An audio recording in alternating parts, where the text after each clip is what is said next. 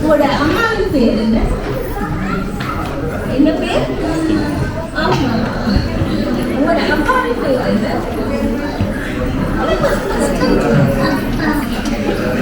உங்களுக்கு எத்தனை வயசு? உங்களுக்கு என்ன பாட்டு செய்து காட்டுறீங்க? பாட்டா நடனமா? என்ன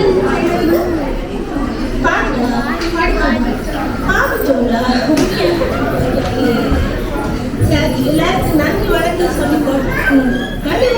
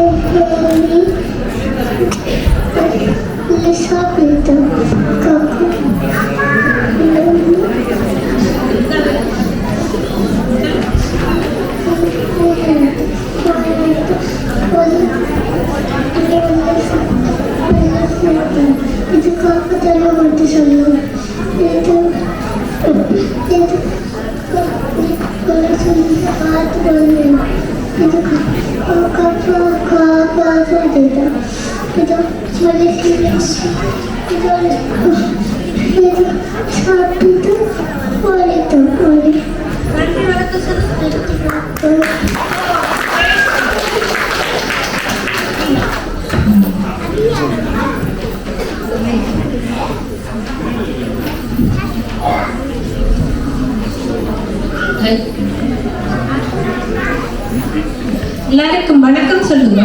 எல்லாருக்கும் வணக்கம். உங்களோட பேர் என்ன? பைங்கனி. உங்களோட அப்பாட்ட பேர்? காண்டீபன். அம்மாட்ட பேர்? உங்களோட வீட்டு வேறு யார் இருக்கீங்க? அம்மம்மா. ஓகே, சொல்லுங்க. பேர் உங்களுக்கு தம்பி இருக்கிறாரா? ஓம். என்ன பேர்? பைசாகன்.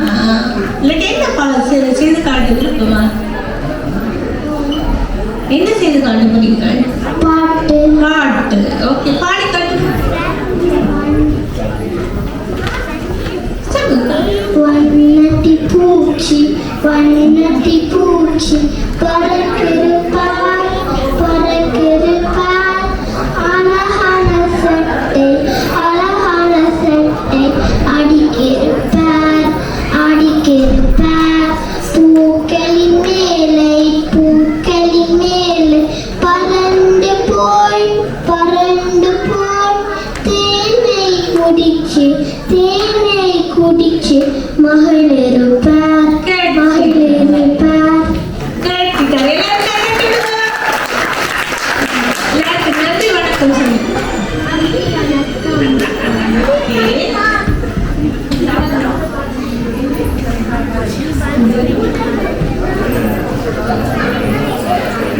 எல்லாருக்கும் வணக்கம் கொடு சொல்லுங்க.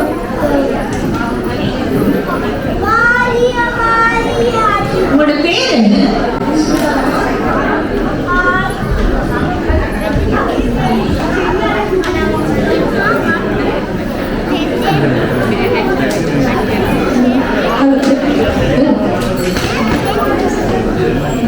உங்களோட அப்பாவுக்கு பேர் என்ன? இல்ல இது அம்மா. உங்களோட அம்மாவுக்கு பேர் என்ன? உங்களுக்கு எத்தனை வயசு? எத்தனை வயசு?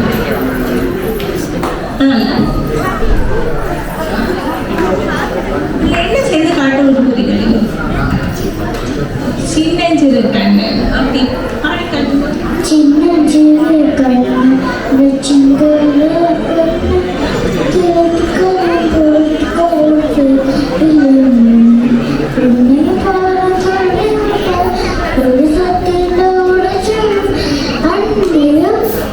சிங்கல அள்ளி கொடுக்க நாடகம்.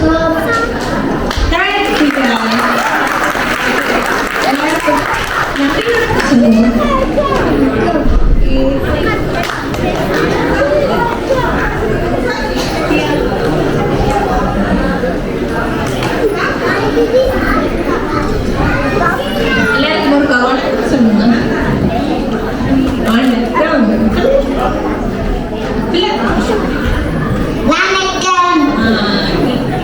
உங்களோட பேர் என்ன? முதல் சொன்ன பழக்கல சொல்லுங்க. உங்களோட அப்பாவோட பேர் என்ன?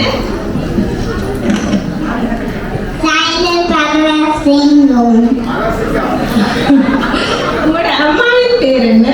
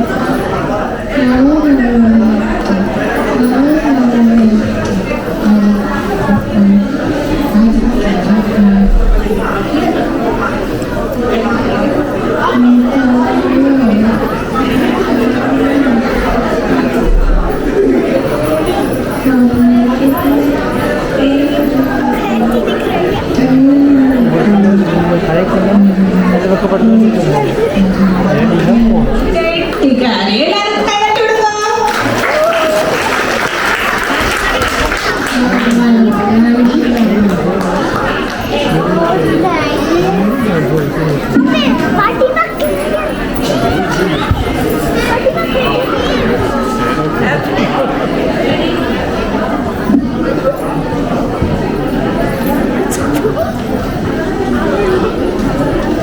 வணக்கம் சொல்லுங்க.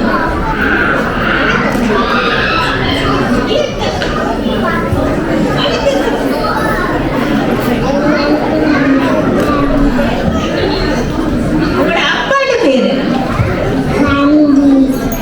உங்களோட அம்மாட்ட பேர், உங்களுக்கு எத்தனை வயசு? எத்தனை வயசு? எத்தனை வயசு?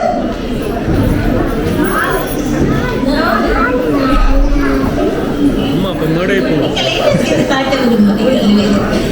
திருக்குறள் சொல்ல விரும்புகிறீர்கள்? திருக்குறள் ஒன்று சொல்ல காட்டுமா?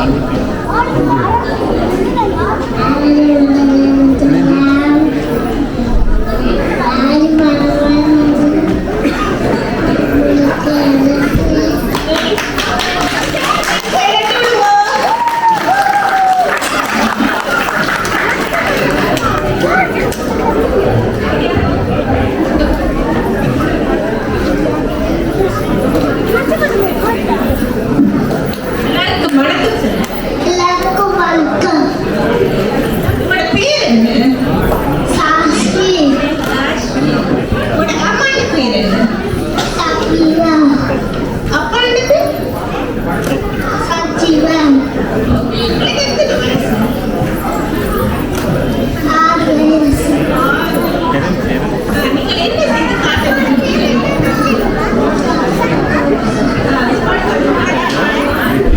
அப்பா சுத்த தோசை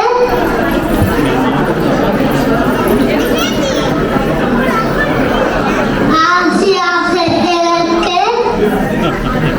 வாழ்விக்க சுத்த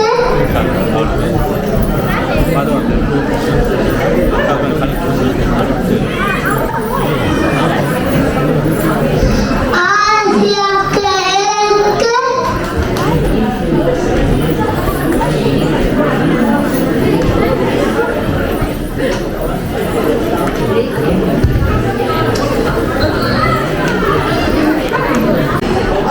இந்த ஆண்டு நடைபெற்றுக் கொண்டிருக்கின்ற வால்டன் தமிழ் கலைச்சேனுடைய கலை விழாவிலே பங்கு பெற்று சிறப்பிப்பதற்காக இங்கே விலை தந்திருக்கின்ற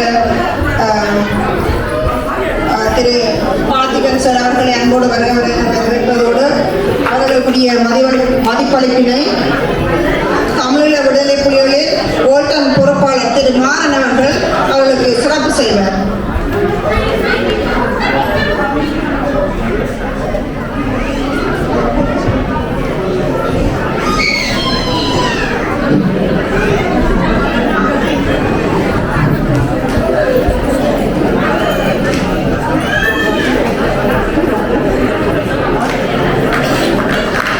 அடுத்ததாக தமிழ் கல்வி சேவையினுடைய நிர்வாக பொறுப்பாளர் மதிமாஸ்டர் அவர்களுக்கு திரு சிவகுரு கலிஸ்டஸ் அவர்கள் சிறப்பு செய்வார்.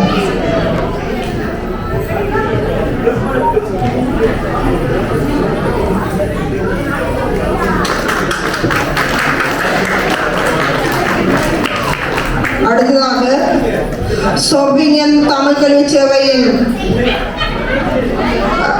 பள்ளி முதல்வர் செல்வி சரஸ்வதி பொன்னம்பலன் அவர்களுக்கு வால்டன் தமிழ் கல்வி சேவை கல்வி பொறுப்பாளர் டி கிருஷ்ணா கருணகுமார் அவர்கள் சிறப்பு செய்வார்.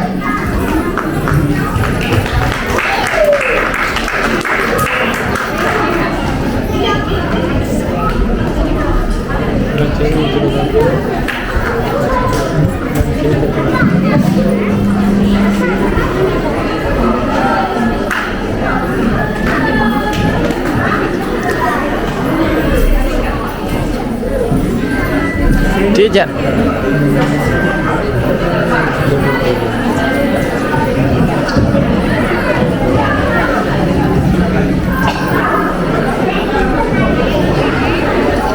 ஓல்டன் தமிழ் பள்ளியினுடைய கலை விழாவிலே கலந்து கொண்டிருக்கின்ற இந்த உங்கள் அனைவருக்கும் வணக்கம்.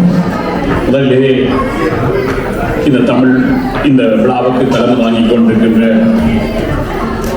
ஓல்டன் தமிழ் பள்ளியினுடைய முதல்வர் திருமதி வெல்குஷா கங்கரத்னம் அவர்களே,